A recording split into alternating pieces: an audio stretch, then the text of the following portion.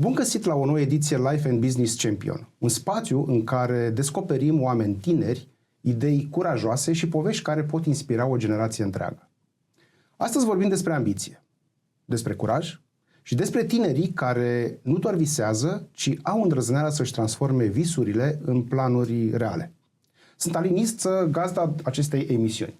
Trăim un moment fascinant. Liceenii de astăzi nu mai sunt simpli spectatori ai viitorului. Ei devin creatori de soluții, antreprenori în devenire și inovatori care nu se tem să propună concepte complexe, să vorbească despre sustenabilitate sau să construiască un business plan matur cu impact social. Anul trecut s-a desfășurat o competiție interesantă. Este competiția Early Innovators, organizată de Steinbach împreună cu BCR, cu Banca Comercială Română. O competiție care a adus împreună sute de tineri cu viziune. Iar astăzi avem alături de noi una dintre finaliste, o tânără cu o idee surprinzătoare, matură, bine argumentată și plină de energie creativă. Invitata noastră se numește Maria Claudia Ciolan, este elevă finalistă în competiția Early Innovators și autoarea unui plan de afaceri care a atras atenția jurului prin originalitate. Rodeo Pub. Mă duce cu gândul în zonele texane. Un concept care îmbină, hai să spunem, berea artizanală, produsă sustenabil, divertismentul urban și implicarea socială. Un proiect care arată nu doar creativitate, ci și o gândire structurată, o capacitate de analiză și o ambiție reală. Astăzi nu vorbim doar despre proiect, ci vorbim despre ea, despre Maria, ce o motivează, cum vede generația ei și ce mesaj transmite altor tineri care au idei, dar poate încă nu au curajul să se înscrie într-o competiție. Bine ai venit, Maria, la noi în emisiune. Bine v-am găsit! Cine ești tu dincolo de acest proiect? Ce pasiune ai? În ce inițiative te-ai mai implicat? Ce te motivează pe tine? Da, sunt elevă în clasa 11 pe profil matematică, informatică, intensiv informatică și mă consider o persoană foarte implicată în comunitatea din care provin. Fac parte din mai multe organizații și ONG-uri care se ocupă de la sustenabilitate până la copii care sunt în plasament, dar și partea de creare de activități pentru tineri. Am ales să mă implic în astfel de proiecte tocmai pentru că am văzut lipsa de activități cu care tinerii din comunitatea mea se confruntă și lipsa de inițiativă, astfel încât am ales să fiu o persoană aceea care face un pas în față și care le oferă tinerilor posibilitatea de a se dezvolta. Sunt o persoană răbdătoare, dar și empatică. Îmi doresc să creez un spațiu sigur pentru tineri în care ei să se poată exprima, dar în același timp să poată să-și dezvolte ideile la cele mai înalte niveluri. Colegii tăi sunt la fel de implicați în astfel de proiecte? Pot să spun că nu, deși nu am colegi de clasă sau de liceu care să se implice la fel ca mine sau în aceleași proiecte similare. În județul Mehedinți am o mulțime de prieteni care se implică și sunt la fel de dornici de inițiativă și de schimbare la fel ca mine și pot să spun că cu ei formez o echipă frumoasă și sunt mândră de toate inițiativele pe care le-am pus în practică până acum. Îmi place cum gândești și cred că tinerii care ne ascultă se vor regăsi în energia și deschiderea pe care tu o ai. Hai să vorbim puțin despre momentul în care ai decis nu doar să visezi, ci chiar să te implici real. Haideți să vorbim puțin despre această competiție care a avut loc, unde mi-ai atras și mie atenția, la fel cum ai atras atenția mai multor persoane din juriu și au apreciat proiectul tău. Ai venit cu un plan de afaceri, hai să spunem, neobișnuit. Cel puțin mie mi s-a părut inedit. El a venit de undeva. Poți să-mi spui mai multe despre el? Desigur. Începând cu clasa 9, la orele de antreprenorială, pot să spun că profesoara mea de educație antreprenorială, doamna Oprea Cristina, mi-a deschis această poftă sau acest apetit pentru partea aceasta de business și astfel am început să creez tot felul de idei, de la parte de tehnologie și aplicații, la sustenabilitate și, nu în ultimul rând, la partea de Horeca și așa mai departe. Astfel încât în clasa a 10-a am decis să mă implic real și să particip la mai multe concursuri de educație antreprenorială organizate atât la mine în județ, dar și în alte județe. Am avut rezultate foarte bune, astfel încât am decis să mă înscriu și la Early Innovators, deoarece consider că nu este doar o simplă competiție, consider că în spate este o idee care își propune să dezvolte tinerii și să-i lase să vorbească și acțiunile lor să vorbească pentru ei mai mult. De asta Early Innovators mi-a atras cel mai mult atenția, nu din simplu fapt nu doar din simplu fapt că se acordă foarte multe premii sau că ar fi foarte competitiv, ci din faptul că oamenii care sunt în spatele acestui proiect chiar cred în tineri. Da, vorbești de, iată cuvinte mari, vorbești deja de business, de acest parcurs de antreprenoriat, de a înțelege ce este în spatele unui proiect, dar te duci în a-l aplica. Ceea ce m-a atras mai mult este Rodeo Pub, se numește pentru cei care ne urmăresc. De unde ți-a venit ideea de a aplica cu un astfel de proiect? Păi, vara trecută am aplicat la mai multe proiecte și automat am fost implicată, zic așa, în viața de studenți și am avut contact cu mai mulți studenți. Și am observat că principala lor problemă este lipsa de comunicare sau un spațiu în care să se întâlnească. Și astfel mi-a venit ideea, ce-ar fi să creez eu un spațiu sigur în care tinerii se poată să se întâlnească, dar să nu stea pe telefoane, ci mai mult să facă lucruri în echipă, jocuri sau să participe la diverse competiții. Și astfel mi-a venit ideea Rodeo Pub. Nu este doar un simplu pub, ci combină doi piloni importanți. Berea artizanală, făcută printr-un contract de brewing cu o fabrică din Piatra Neamț, care este sustenabilă, adică 100% pe energie solară, și partea de entertaining. Și aici venim cu mai multe idei. Ideea principală fiind un rodeo mecanic și atracția noastră principală, urmând să avem diferite jocuri de echipă, cum ar fi darts, beer pong și așa mai departe. Astfel încât eu îmi doream să creez un spațiu sigur în care tinerii să poată să se exprime liber, să lege noi prietenii, dar și să se simtă în largul lor. Clar a venit și pe fondul lipsei unor astfel de spații în care copiii tinerii să se întâlnească. Tocmai. Principala problemă, nu doar în orașele mici, ci și în orașele mari, este lipsa activităților practice, lipsa unui loc în care tinerii să se poată duce și să poată să creeze ceva palpabil. Nu știu, cum ar fi să creeze o legătură mult mai puternică cu prietenii lor sau să câștige diferite premii. Astfel încât, din cauza acestei lipse, mi-a venit ideea și am considerat că este nevoie să fac ceva pentru a ajuta pe acești tineri. Vezi ideea asta aplicabilă? De la idee la realizare, sigur, sunt niște pași.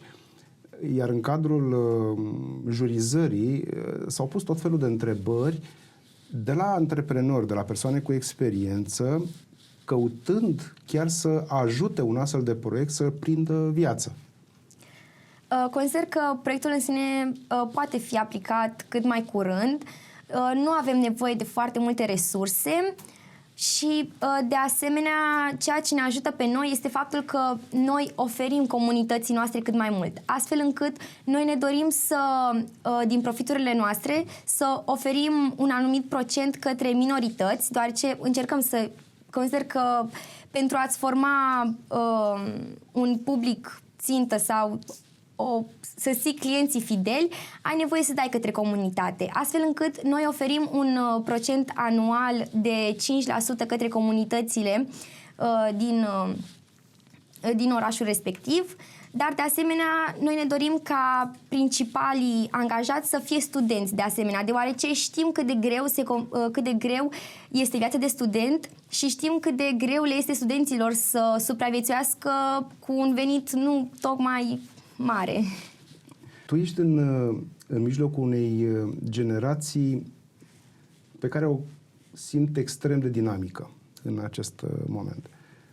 Cum simți că gândesc liceenii de astăzi, atunci când vorbim de viitor, de antreprenoriat, de sustenabilitate, cuvinte pe care le-am auzit destul de des în proiectele pe care le-au prezentat tinerii? Consider că în ziua de astăzi tinerii sunt mult mai deschiși către inovație, sunt mult mai deschiși către a face bine și pot să spun că sunt mult mai deschiși spre a-și exprima ideile. De aceea consider că tinerii din ziua de astăzi nu doar au ideile respective, ci au și dorința de a pune acele idei în aplicare. Ce îmi place la generația voastră este că vă permiteți sau cei cu care m-am întâlnit, vă permite să visați mare. Dar în același timp am simțit că sunteți bine ancorați în problemele pe care le traversează generația voastră, iar tu chiar ești un exemplu perfect, aș spune, pentru o astfel de inițiativă, astfel de inițiative pe care le crești. Ce ai simțit în momentul în care ai aflat că ești finalistă? Prima dată, să fiu sinceră, nici nu mi-a venit să cred, deoarece, da, într-adevăr, credeam în ideea mea, dar nu eram foarte sigură dacă și alte persoane o să creadă în ea, la fel de mult cum cred eu, deoarece consider că atunci când tu dezvolți o idee, poate există și această reticență de a-i da drumul și practic te atașezi de ideea ta și nu mai gândești critic. De asta, prima dată am fost surprinsă, dar apoi am realizat că ideea mea până la urmă încearcă să rezolve o problemă reală, care tinerii se confruntă și de aceea poate am și fost selectată, deși consider că au fost sute de aplicații, poate mult mai bune decât ale mele. Iar atunci când a venit vorba de partea de finală și de pitch-uri care s-a ținut la București, deși la început aveam emoții deoarece eram singură și vedeam cum alții poate sunt în echipe sau erau mai multe echipe din același loc, consider că a fost un avantaj pentru mine, deoarece am reușit să mă exprim exact ca așa cum am vrut, am reușit să îmi expun ideea cu pasiunea și cu dorința cu care am construit-o. Și până la urmă am fost mulțumită de rezultat și de parcursul meu până acolo. A fost un moment de victorie personală combinat cu această idee de a fi finalistă? Pot să spun că da, deoarece atunci când a trebuit să fac ideea de afaceri, încă nu știam ce idei de afaceri urma să depun, doar că știam că vreau să particip la acest concurs și atunci când am prezentat-o în fața colegilor, prietenilor, ei au fost foarte sceptici și reticenți și de aceea am și fost singură în echipă. Și consider că a fost o victorie mult mai mare pentru mine, deoarece odată mi-a demonstrat mie că pot să reușesc și pot să fac, pot să fac totul de una singură și le-am demonstrat și celorlalți că sunt capabilă și că orice idee poate fi pusă în practică atunci când este făcută cu dragoste. Dar de ce crezi că ceilalți colegi nu au îmbrățișat așa mult ideea pe care ai avut-o? Pentru că, așa cum spui, da, văd că mulți tineri se confruntă cu această lipsă de a avea un loc anume în care să se distreze, să se simtă bine împreună cu ceilalți. Cred că este vorba de viziune mai mult aici și de gusturile personale. Poate ei nu au rezonat cu ideea aceasta de afaceri și decât să se implice și să nu dea totul, mai bine au ajuns la concluzia că nu ar trebui să se implice și, într-un fel, le și mulțumesc pentru chestia asta, deoarece m-au făcut să îmi doresc mai mult să ajung în finală și să câștig. Da, sunt convins că sunt mulți tineri care ne ascultă și au diverse idei pe care să le pună în practică. Dacă ar fi să transmiți un mesaj pentru acești tineri care poate nu au suficientă încredere în ei, să facă un pas într-o anumită direcție, nu neapărat un astfel de competiție. Care ar fi gândurile pe care ai vrea să le transmiți? Principalul gând ar fi că poate la început o să pară imposibil, dar să țină minte că acel imposibil poate fi împărțit în mai multe posibilități și să se ocupe pe rând de fiecare, astfel încât la final acel imposibil să devină ceva palpabil și realizabil. Ce ai învățat? Ce ți-a rămas în minte că, da, într-adevăr, contează în momentul în care trebuie să mă gândesc, să mă concentrez pe un astfel de proiect? Cred că faptul să nu renunți atunci când lucrurile devin mai complicate, deoarece cu siguranță în parcursul meu de la gândire până la scriere și depunere, au fost multe momente în care am vrut să renunț sau mi s-a părut că afacerea mea nu este profitabilă sau nu poate să fie aplicată, dar am realizat că nu trebuie să renunț și că trebuie să găsesc o soluție. Cred că asta este cel mai important, să nu renunțăm și să încercăm să găsim soluții pentru problemele noastre. Nu să îmbrățișăm un nu generos și să stăm cu el. Adică ar trebui să fim mult mai deschiși, să încercăm să găsim soluții pentru a ne rezolva problemele, deoarece pentru fiecare problemă există o soluție. Tu ai avut mentorii cu care te-ai consultat, care te-au ajutat să treci de anumite obstacole pe care le-ar avea un astfel de proiect, inclusiv pitch-ul, care este un moment în care, iată, vorbim de 20 ceva, 30 ceva de persoane din juriu, antreprenori, care au ascultat ideea ta și au punctat cum au considerat acest proiect. Da, cel mai mult îi datorez profesoarei mele de antreprenorială și de economie, doamna Oprea Cristina. Dumnezeu a fost, cred că, una dintre puținele persoane care au crezut în mine încă de la început, pentru că poate la început nu câștigam competiții sau nu eram la nivelul așteptărilor multor persoane, dar Dumnezeu a fost singura care a crezut în mine și pot să spun legat de pitch-uri, pe drumul nostru către București, doamna, cred că timp de mai multe ore, mă încuraja să îmi mai zic o dată pitch-ul, să mai exersez, chiar m-a ajutat cum aș putea să îmi fac pitch-ul mai atractiv și mai interesant, astfel încât să captez atenția juraților. Ți-a atras atenția vreo idee menționată de juriu sau persoanele cu care ai discutat și care te ajută să mai pui încă o cărămidă în realizarea acestui plan? Da, consider că pe parcursul evenimentului am primit foarte multe sfaturi atât de la participanți cât și de la jurați. Cel mai important, probabil fiind partea aceasta să aduc ceva unic, pentru că poate nu este de ajuns doar berea și partea de entertaining, deoarece foarte multe firme sunt deja pe piață și ar putea să-mi fure ideile cumva și să vin cu ceva inovativ.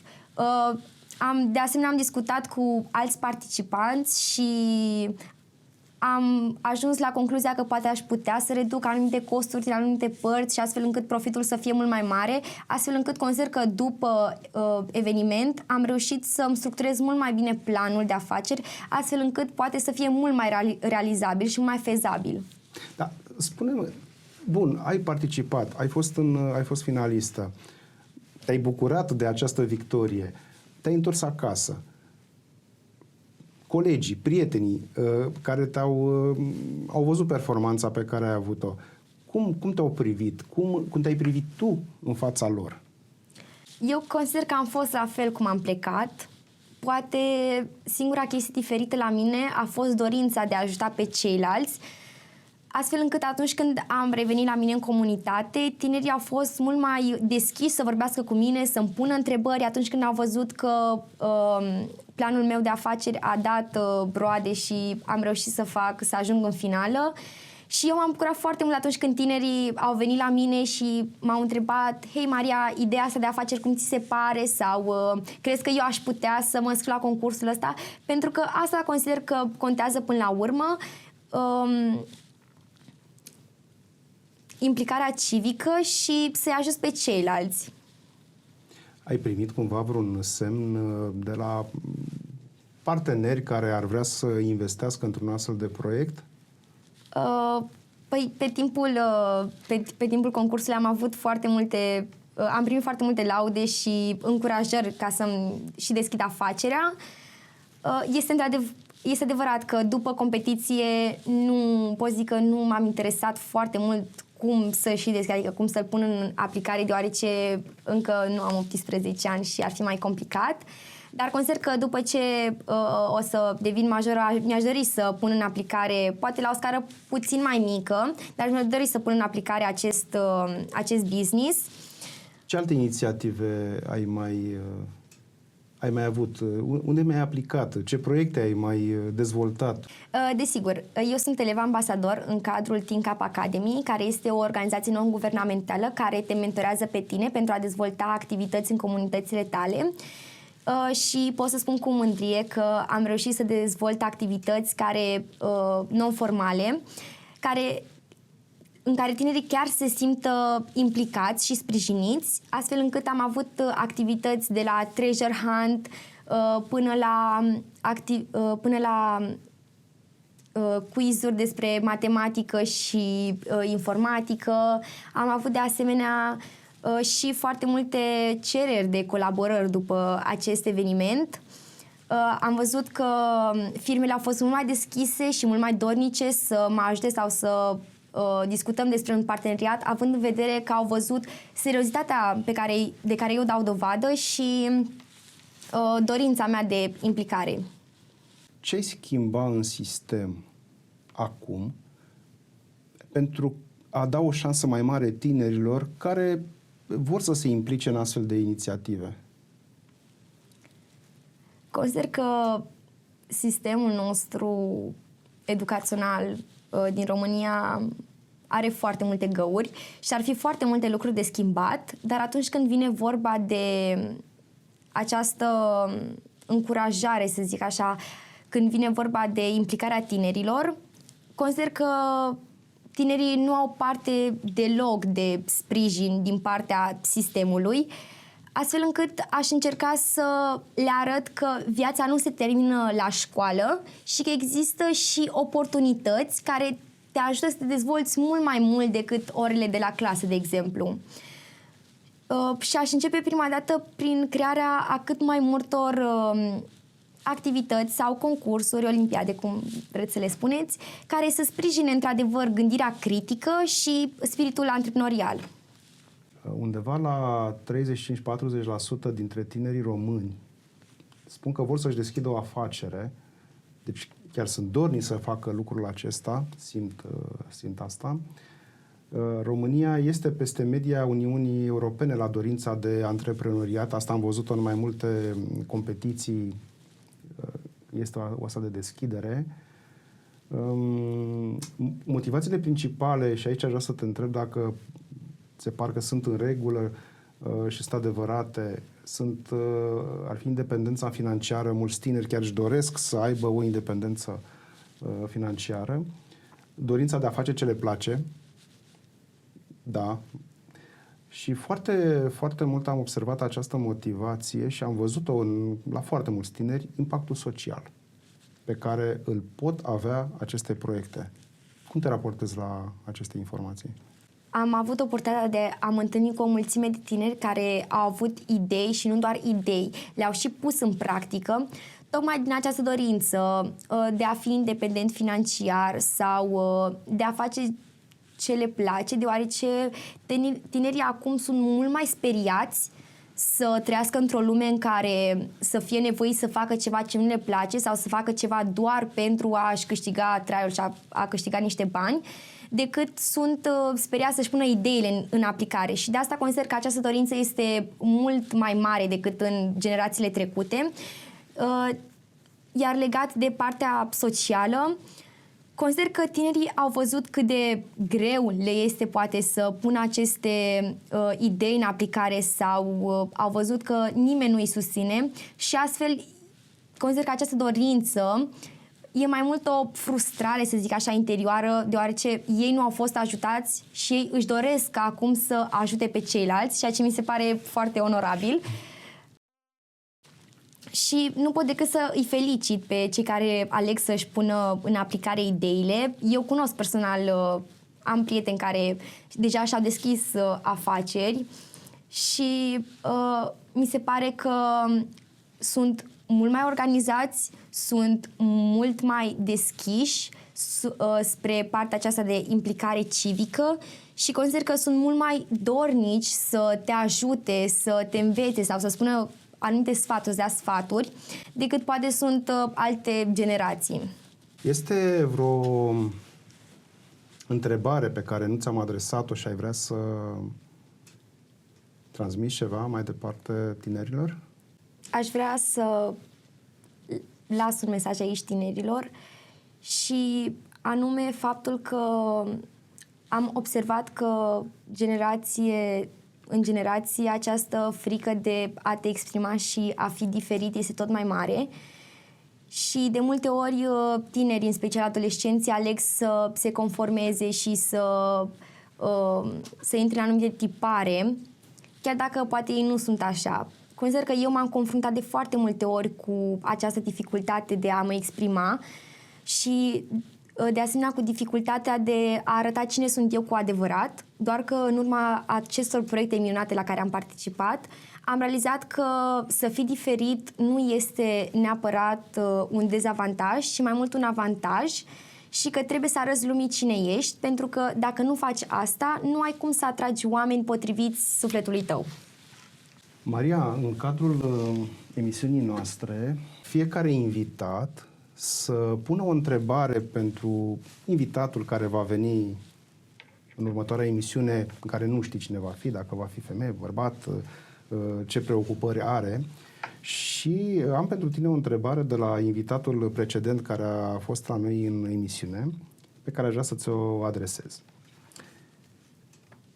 Care este cea mai mare temere legată de anul în care suntem, 2026? Cea mai mare temere legată de anul acesta? Și cum te pregătești ca să faci față acestor provocări? Probabil cea mai mare temere cu care eu mă confrunt chiar încă de la începutul anului este această idee că nu sunt de ajuns sau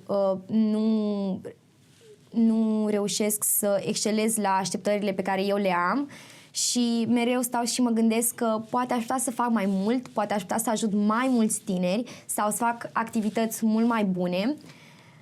Și cred că asta este cea mai mare temere a mea, frica de eșec, doar că cu timpul și cu persoane dragi mie am realizat că nu ține neapărat de mine chestia asta și că atâta timp cât eu îmi dau interesul și fac lucrurile din pasiune și cu dragoste, nu am cum să dau greș. Da, într-adevăr, poate mi-aș dori să ajung la mult mai mulți tineri cu inițiativele mele, deoarece consider că le-ar face un bine și i-ar ajuta. Doar că am ajuns la concluzia că poate nu toți tinerii sunt pregătiți să ia parte la aceste activități. Poate încă mai au nevoie de timp să se regăsească pe ei sau încă mai au timp să se cunoască. Astfel încât am început să fac pași mici, dar concreți, decât să visez la lucruri mari care poate nu ar fi realizabile. Eu să știi că nu văd asta la tine, nicio teamă, dimpotrivă, văd o preocupare ca să intri în astfel de proiecte chiar cu curaj și cu energie pe care chiar mi-aș dori să o transmiți tinerilor care ne ascultă astăzi. Astfel de discuții arată că tinerii nu sunt viitorul, sunt prezentul, sunt aici și sper ca povestea ta să inspire cât mai mulți elevi să participe la competiții, să își depășească limitele, că este foarte important lucrul acesta, și să-și pună acele visuri pe care le au pe hârtie. Inovația începe cu oameni ca tine, Maria. Mă bucur că ești în cadrul emisiunii noastre Life and Business Champion și îți doresc succes și atât cu proiectul pe care l-ai creat, cât și cu alte inițiative pe care tu le mai ai. Îți mulțumesc. Până data viitoare, aveți curaj să creați.